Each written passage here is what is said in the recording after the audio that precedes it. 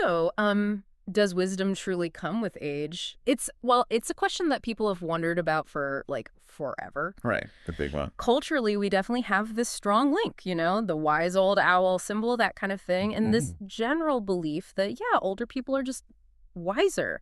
If you ask people to name wise figures, Yeah. well, the names that pop up, Gandhi, Confucius, Socrates, maybe Queen Elizabeth, the Pope, even someone like Anne Landers, they often average around 55, 60 years old. Okay, yeah, that tracks. Yeah. That makes sense. But here's the thing, the paradox, right? While we link age and wisdom, you and I both know exceptions. We've probably met older folks who, well, don't seem that wise. Sure. And then you meet some really young people who just blow you away with their insight. They've got wisdom, Absolutely. It's not a perfect correlation. Plus, our brains change as we age. Sometimes they shrink a bit. Cognitive stuff shifts. It's way more complicated than just years equals wisdom. It absolutely is, and that's exactly why we're digging into this today. Okay. Our mission really is to unpack what we even mean by wisdom, how science has tried to study it, and, is age really the key ingredient or just one part of the puzzle? Right. And for this deep dive, we've pulled from a really interesting stack of sources, some basic stuff on how people generally see it, but also some pretty cutting-edge research. We want to give you the full picture. Okay, so let's unpack that. We all carry this image, the wise old person, but it makes you wonder, when did science actually start trying to, define this? Yeah, good question. Because for ages, it was all philosophy and religion, wasn't it? Totally. Seems like it only became a scientific thing around, 1950, mid-20th century. That's about right. That's when Erik Erikson, the psychoanalyst, came up with his 8 stages of life theory. Ah, Erikson. Right. And he saw wisdom as kind of the positive outcome of the final stage, tackling integrity versus defeat in old age. Integrity versus defeat, basically feeling good about your life versus regret. Right. Pretty much. Yeah. Feeling a sense of wholeness versus despair, that it was all wasted. But interestingly, Erikson himself, he never really pinned down a precise definition of wisdom. Huh. Which kind of highlights the problem, doesn't it? It really does. Oh. It shows how slippery the concept is. So if he didn't define it, how did researchers even begin to measure something so abstract? Yeah, what do researchers actually mean by wisdom?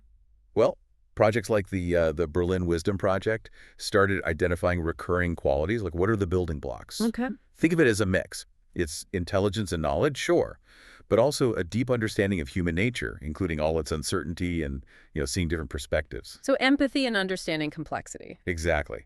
Plus emotional resilience, humility, really learning from experience, not just going through stuff, but learning from it. Openness, and crucially, superior judgment and problem-solving skills, especially in tricky life situations. Okay, that's quite a list. Yeah, and the idea is that these traits all work together. They help people navigate the big life challenges, aiming for, the good life personally, but also contributing to the greater good. Makes sense. And it's worth noting, wisdom isn't necessarily identical across cultures. How it looks might be shaped by social factors, environmental things. Right. Some cultures might value collective harmony more, others individual insight. Something like that.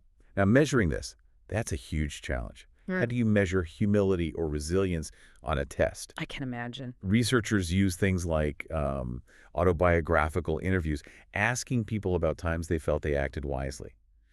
Or they use hypothetical scenarios. Like what? Well, there's a famous one.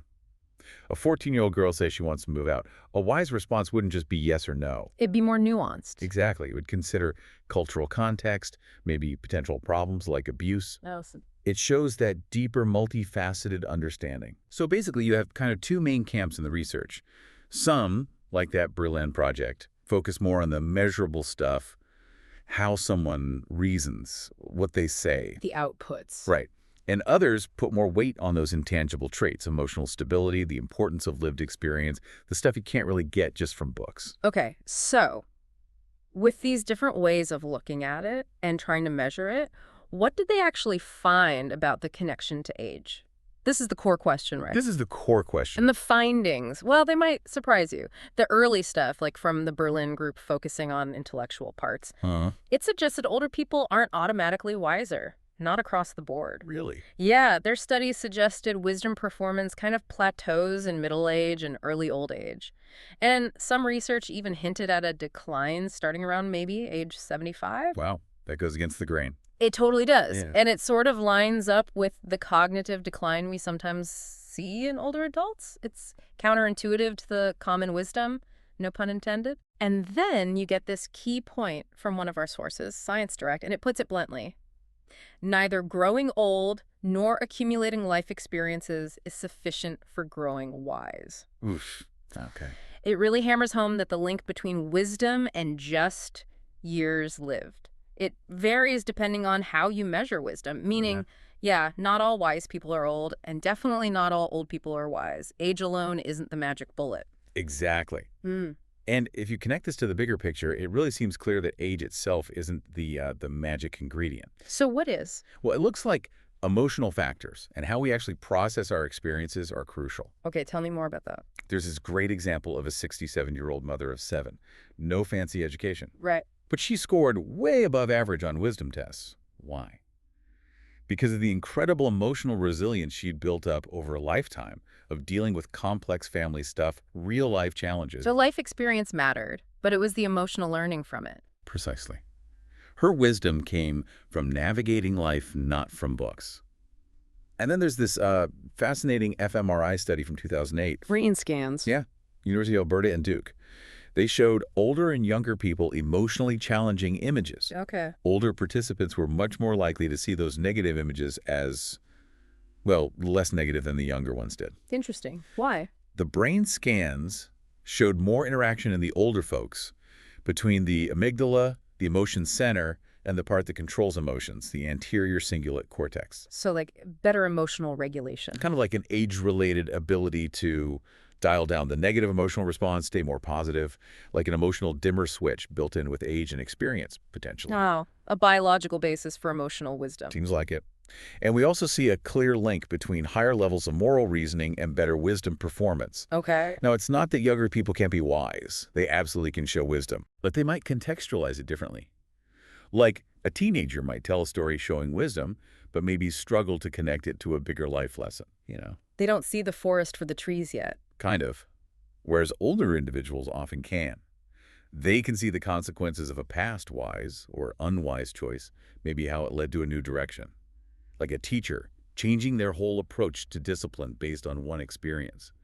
That ability to extract deeper meaning seems to grow. That makes sense. Perspective. And perspective includes how we see time itself. That changes dramatically with age, doesn't it? Oh, for sure. A young person choosing a career often thinks they have endless time ahead. An older person making decisions, they know the time frame is limited.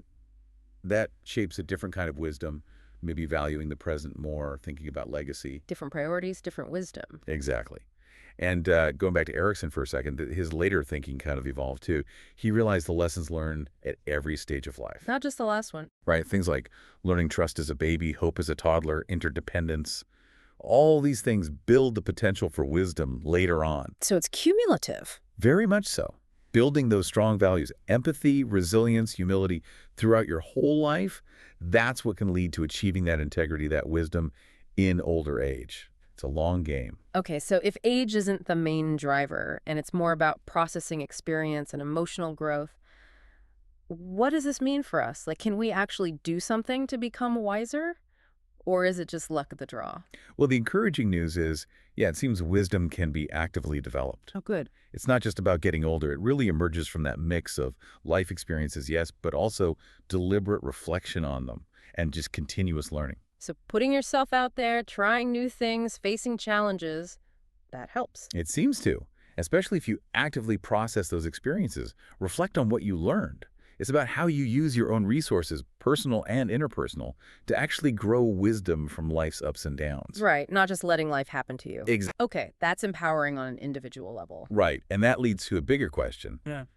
Beyond just us, how does this collective wisdom, benefit society? Yeah, what's the value for everyone? Well, the societal benefits are huge, really. Think about passing down knowledge from generation to generation. Sure, traditions, skills. Ethical guidance, too. Having wiser voices helps with informed decision-making, whether it's in communities or, larger groups. It contributes to society being more resilient, maybe growing morally. And maybe helping navigate challenges. Absolutely. Wisdom is also a really valuable resource for dealing with age-related challenges, things like loneliness later in life. Having that perspective, those coping skills, those connections, it can make a huge difference. So, okay, after digging into all this, it feels pretty clear.